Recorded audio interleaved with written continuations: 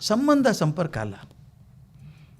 ನಾನು ಎಷ್ಟೋ ಕಡೆ ಹೇಳಿದ್ದಾರೆ, ಅಣ್ಣ ತಮ್ಮ ಒಂದೇ ಊರಾಗಿರ್ತಾರೆ, ಬೆಂಗಳೂರು ಅಂತ ಊರಾಗಿರ್ತಾರೆ.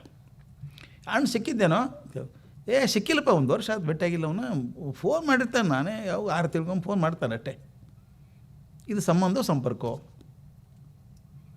ಇಬ್ಬರು ಭೇಟಿಯಾಗಿಲ್ಲ, ಭೇಟಿ ಆಗಬೇಕು ಅನ್ನಿಸ್ಲಿಲ್ಲ, ಫೋನ್ ಮಾಡ್ತಾನೆ, ಆಗಾಗ ನೋಡ್ತಿರ್ತಾನೆ ಅಷ್ಟೇ.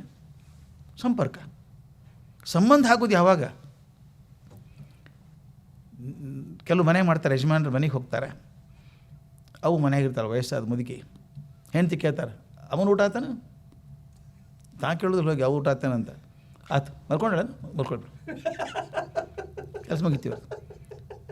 ನಾ ಹೇಳೋದು, ನಿಮ್ಮ ಅಧಿಕಾರ, ನಿಮ್ಮ ಕಾರು, ನಿಮ್ಮ ಬಂಗ್ಲೆ, ನಿಮ್ಮ ಡಿಗ್ರಿ ಎಲ್ಲ ಎತ್ತಿಡ್ರಿ. ಅವನು ಹೋಗಿ ಅಮ್ಮನ ಹತ್ರ ಹಾಸಿಗೆ ಮೇಲೆ ಕೊಡ್ರಿ, ಕೈ ಹಿಡ್ಕೊರಿ ಅಮ್ಮಂದು.